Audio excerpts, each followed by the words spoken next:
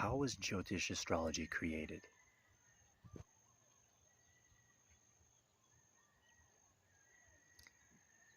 The Indian sages, the rishis, deep in meditation, gazing at the stars, understood the nature of the cosmos through direct experience.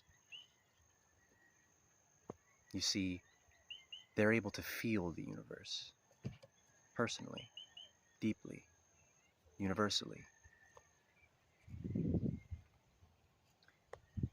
And through this feeling, uniting this with the intellect, they're able to define and describe the way in which all the energies of the universe interact with one another. This is profound. You see, Jyotish is a science. It's also an art. It is a synthesis of left and right brain thinking, comprehension, awareness, consciousness.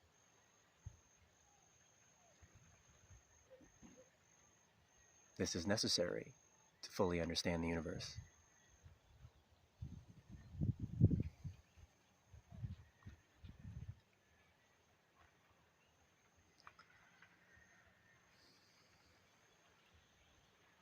So when we are discussing the Vedic system and the tropical system, we must understand how knowledge of astrology comes to be. Deep in meditation, the rishis are able to feel the nature of the universe experientially. They're able to feel the frequency of the planets, of the stars, of the constellations. They're able to observe directly the feeling of these things.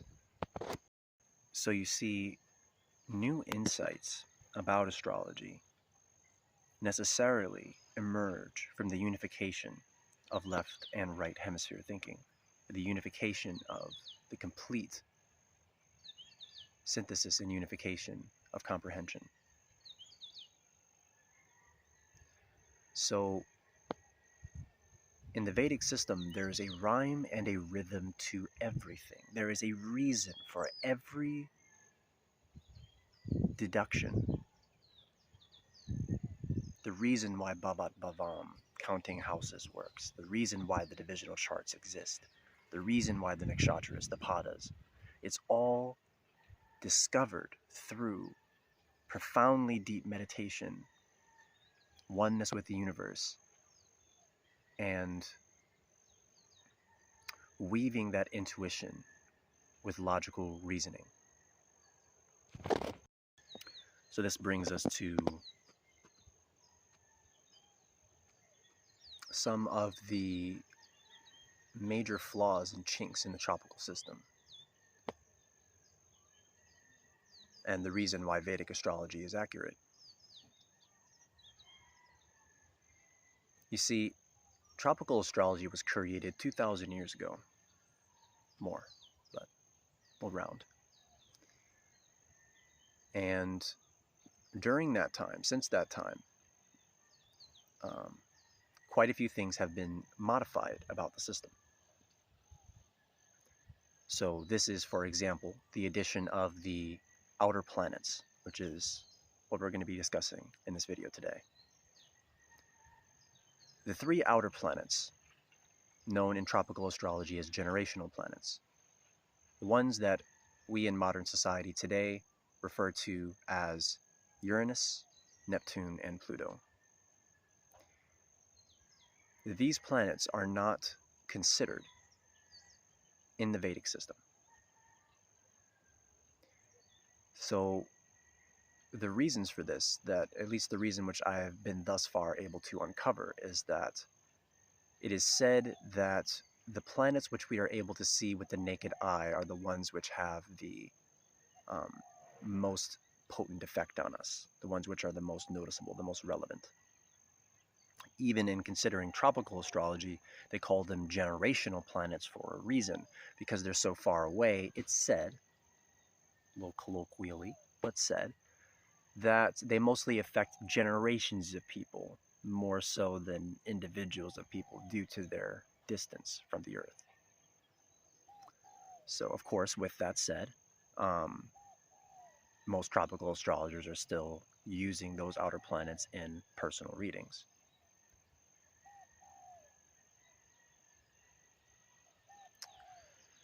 So,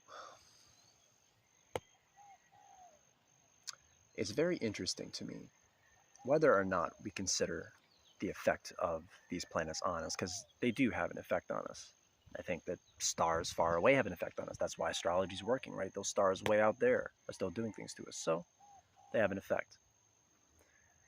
But who determined, who went and created the understanding which we as a society at this time have about these three outer planets? Who designed that? Okay, so when we look at Uranus, for example, in tropical astrology, who was it that came up with the qualities and the properties of Uranus?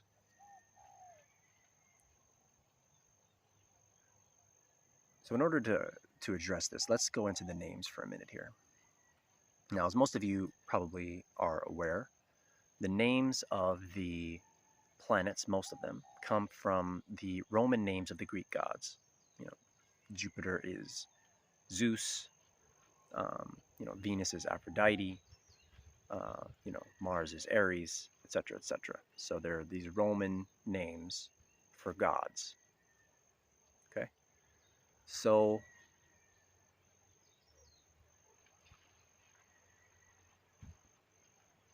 it's very interesting how we start to see a bit of a divergence from that nature. You have Neptune as Poseidon, but Uranus is very specifically a Greek god, right? He's the father of Cronus, and Cronus is in turn the father of Zeus.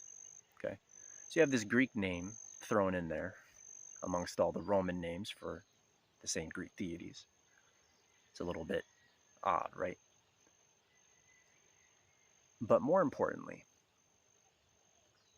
the planetary archetypes. So, we look at Mars, we see very clearly there's a distinct parallel between the archetype of Mars and the mythologies pertaining to him. All right. Now, there's still some weirdness with the Roman versions of that. The Sanskrit ones are much more accurate. Mars being much more of a loyal soldier, follower of the king, whereas Ares is, a bit more of a kind of savage type of warrior, because you have the more disciplined, righteous warrior in Greek mythology being Athena. So, there's still a lot to be said even about the Western archetypes transposed onto those planets. But when it comes to the planet of Uranus in particular, it's very curious that there is absolutely, as far as I'm presently aware, nothing in the tropical description of the function of the planet Uranus and its mythological archetype. So there's no parallel to the, sky deity, which mated with Gaia and gave birth to Cronus. And what happened when Cronus, overthrew Uranus, and that whole mythology, completely irrelevant in the description of Uranus. They describe him as some kind of wacky, eccentric innovator, which has nothing to do with the archetype. So why is that? Who determined these things? This is very important if people are basing their lives around these interpretations. So another thing which fascinated me in my investigations of these matters is the planet Pluto. And the planet Pluto is named after Hades, the Greek god of the underworld, which is where we get much of our archetypal significance pertaining to that planet. So it's whereas Uranus doesn't draw any inspiration from its mythological archetype, Pluto completely immerses itself in it. And so all of the significance pertaining to the planetary body of Pluto in relation to tropical astrology comes from this archetype. All right. And that is why when we get into the rulerships in a bit here, they decided, or some people suggested, that Pluto for some reason would be the ruler of Scorpio. That is directly linked to the archetype of Hades, the lord of the underworld. Okay? So, color me fascinated when I discover that astronomers named Pluto, not astrologers, not meditators, not anyone who looked and felt that planetary body and said, what does this feel like? What is it doing? What is the nature of this being? And then described that, right? It was simply scientists, right? People who are unbalanced because they're only deriving their information from the logical mind, from the purely rational, which is to say, only half of the equation. Now, this doesn't say anything bad about logic. It doesn't say anything bad about reason. Those things are phenomenally important, profoundly important. They have to be used correctly. All right, they have to be used in conjunction with intuition. That's the unification. That's the whole comprehension of the human being, the full faculty of the human being. And so without this understanding of energy, of direct experience, of subjectivity, really of direct experience, they simply had a list of names. One of the names that they were planning to hypothetically give to the planet which we call Pluto was Zeus. And so, of course, this opened up a very important line of reasoning and questioning. If they had named it Zeus, what would tropical astrologers be doing with this planet? Would that body in space still have been given the tropical rulership of Scorpio? Seems less likely. If they had named it some other name completely, what would they have done with it? So I hope you understand the significance, because this arbitrarily given name is the tropically given reason for why they displaced rulerships of signs. And that's a very, very major move to make. Let me give you an example of how major a move that is to make. So I think that most tropical astrologers might agree that if a group of individuals came forth and said, you know what, we're just deciding now that the moon is not the ruler of Cancer. Just nah. we're gonna put this thing up there, this asteroid that just showed up. Now this is the moon. This is the ruler of Cancer now. I think most people would question that rather seriously. There's a reason why the moon has rulership of Cancer. The moon describes things in relation to the sign of Cancer, which are very important. The sun describes things in relation to the sign of Leo, which are very important. There are reasons why these planets rule these signs. So don't you find it strange that they find this asteroid or planetoid in the far ends of the solar system. They give it an arbitrary name by some scientists who don't have anything to do with and don't believe in astrology or meditation or anything of that nature. They're just like, yeah, Pluto sounds cool because it's really far out there. We'll give it that name because it's far away from the sun, just like the underworld. That they would then go and change an energetic system, which people are then using to chart the course of their lives and to gain self-knowledge. That seems like a very significant matter. And the same, of course, goes for the relationship which tropical astrology has suggested exists between the planet Uranus and Aquarius and the planet Neptune and Pisces. Okay? That creates a very different conceptualization of the nature of those signs. And it's also important to note that the sun and moon each rule one sign, okay? Leo and Cancer, respectively.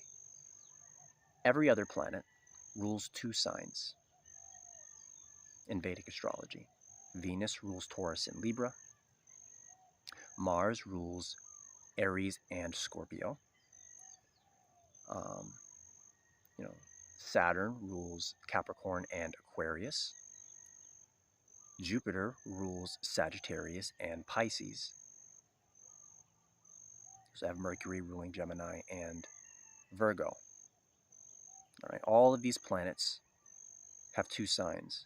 Then you also count Rahu and Ketu, which in tropical astrology they call the north and south nodes of the moon.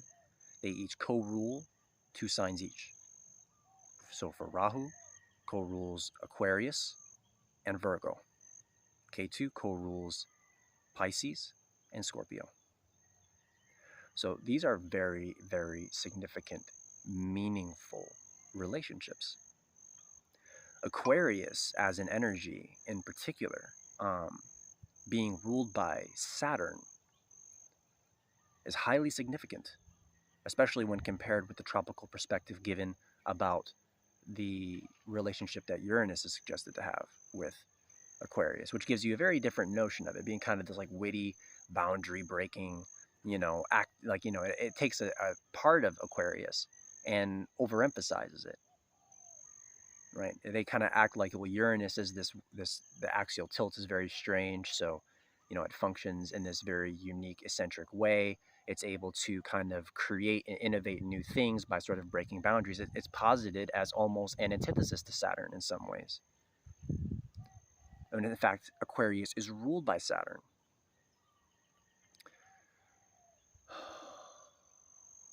And of course, Aquarius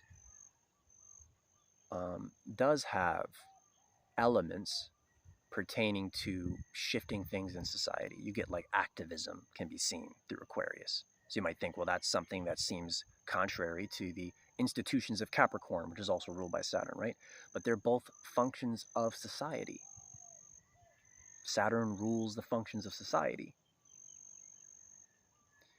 And Rahu's influence in Aquarius contributes to that eccentricity and outcast behavior, which can be seen. You have the outcasts, activisms going against the status quo kind of element. Rahu always likes to go against the status quo, do things taboo, boundary break, and do things in an eccentric, unique way. So these things are very, very important. Okay. There are things which you're able to discern in a chart by understanding that Jupiter rules both Sagittarius and Pisces. You're looking at somebody's Jupiter, and then you go, okay, their Jupiter is right here doing this. Well, let me see how else this person's Jupiter is, Jupiterian energy is influencing this person by looking at the signs which Jupiter rules. Let me look at Sagittarius. Let me look at Pisces. Are there benefics in there? Are there malefics in there? What's going on with this, right? Because that's going to influence Jupiter when he has planets sitting in his signs.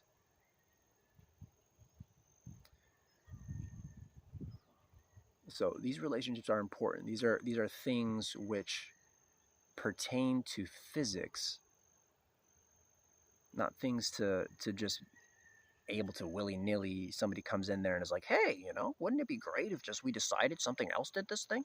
There has to be a deep, deep reason, which is backed by both logical reason as well as intuition and direct experience, mysticism.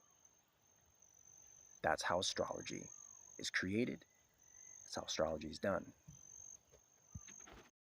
So tropical astrology is very much a product of something like modern experimentation. It was formulated by some individuals who did not have a full grasp on reality. And they were doing the best that they could.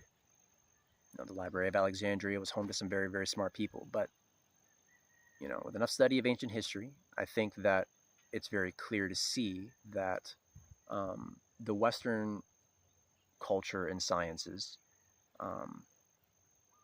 simply were not as advanced as the Eastern sciences and understanding of the universe.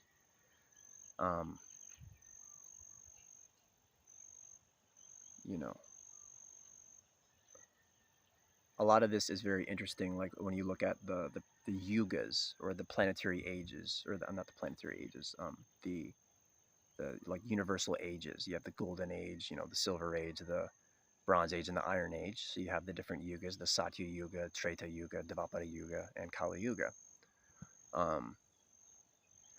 So a lot of people say, I've heard a lot of people talk about how we're supposed to be in Kali Yuga right now, but as far as my research has been able to indicate, according to Vedic scientists like Sri Yukteswar, we're actually in Dvapara Yuga due to a certain miscalculation which happened when the ages started to go down and humans started to forget certain things, right? And they started to miscalculate for a while, and there's a discrepancy in which yuga we're in due to some people calculating it at like over 430,000 years for the length of Kali Yuga, and other people saying it's only 1,200 years, which is a big freaking difference.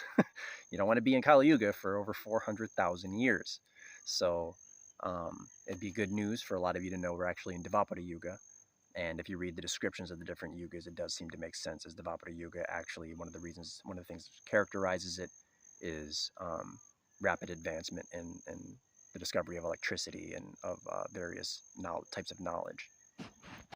But up until, like, if you go back in human history, it's very interesting that you kind of see like the sciences and the intelligence and the understanding of the universe is more advanced the farther back you go in recorded human history. So you go back to like, ancient India, ancient China, they had all this deep advanced knowledge of the energy systems of the body, complex knowledge of the universe. And then you get to, like you're going through all these different civilizations. You get to Greece, for example. A good example is like looking at the architecture and the mathematics of Greece. Or you can look at Egypt and then look at Greece. You see how Egypt was more sophisticated than Greece.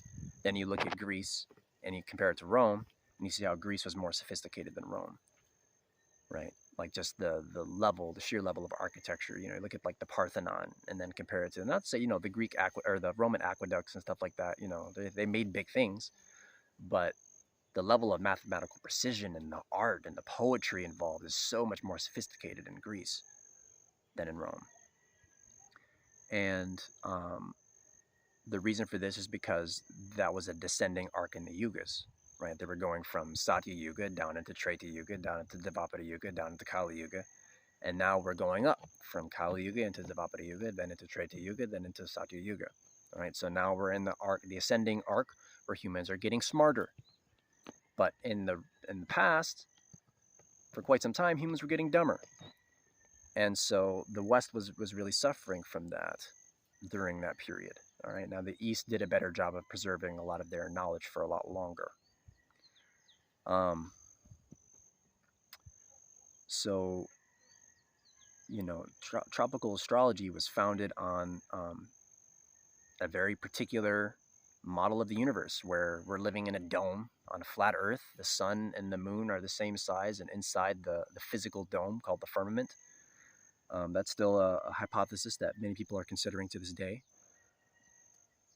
And it's something that is very interesting to contemplate, because you should never just write something off as silly if you can't figure out how anything works yourself. You know what I mean? Like, how are you going to laugh at people who are believing the earth is flat if you don't know how anyone determined that the earth was round in the first place. If you can't sit there and figure out whether the earth is round or flat, probably shouldn't make fun of people. All right? So just figure it out.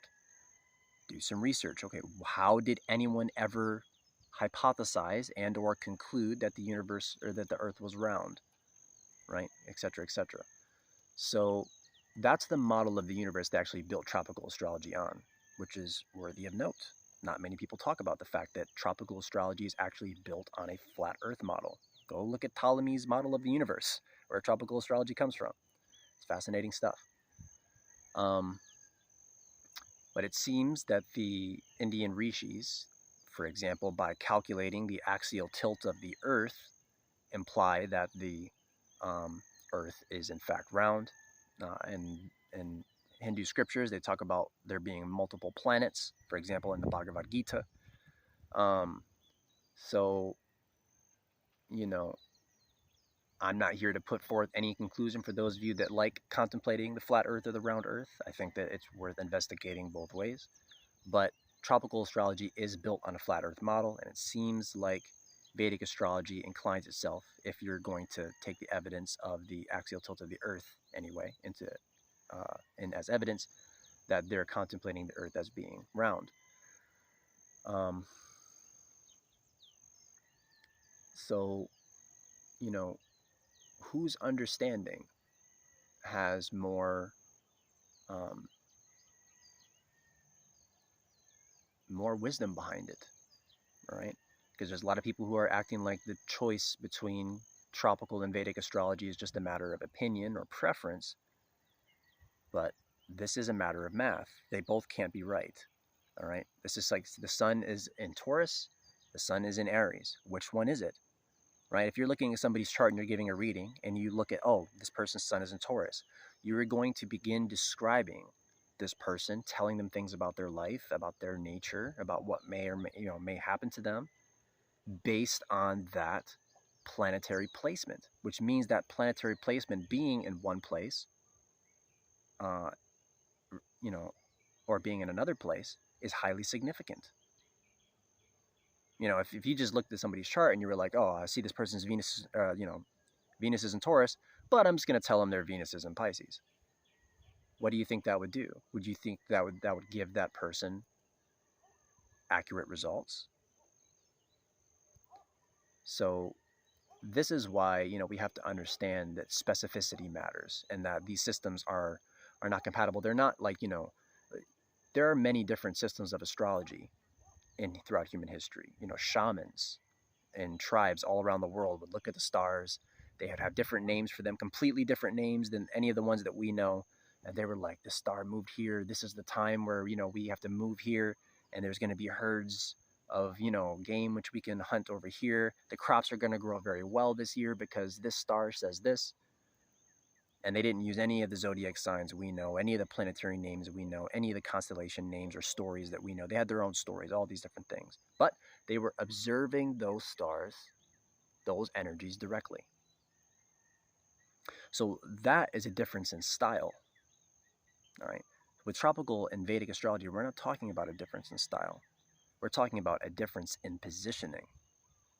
And that is that's not compatible with each other. They're not compatible with each other. You can't just say both are right or just use whichever one your preference is. One of them is going to be accurate. One of them is going to be not accurate. Just as if you looked at somebody's chart and saw that their sun is in Taurus and, knew that it was there. And if you just decided to make up that it was in another place, you'd get a very different reading, which wouldn't be accurate. So I hope that this helps to explain more about the nature of these two systems, more about astrology in its essence. Astrology is a profound, profound sacred science. Jyotish. And I feel like it's important to have this dialogue on the nature, on the essence of it, so that we can understand why tropical astrology falls short specifically. And the reason why I've made 2 videos about this, really emphasizing this point, is because I really want to convey truth and accurate knowledge to people. And I believe that a knowledge of astrology helps humanity. It helps people understand themselves. It helps people understand one another. It helps us understand the reason why we incarnate here, what we've been doing in past lives, where we're going, what the goal of any of this is. Astrology helps us to answer these profound questions, meaning of life questions.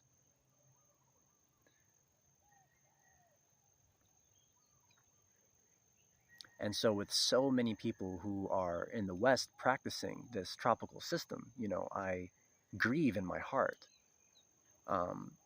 knowing what I know about this system, about tropical astrology, because I want so much for people to have clarity so that they can become enlightened, so they can gain an understanding of themselves truthfully, so they can figure out why they're here. And Vedic astrology is a better gateway to that.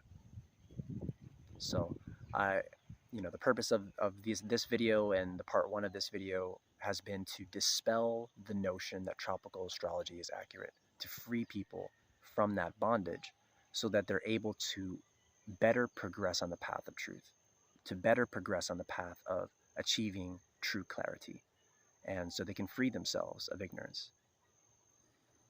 So I hope this helps, and I hope you enjoyed this. If there's anything you'd like to say, or if you have comments, please post them in the comments below. And if you would like to contact me for a reading or a consultation, you can do that at my email address, which I will also post below. So thank you so much for watching both of these, and talk to you soon.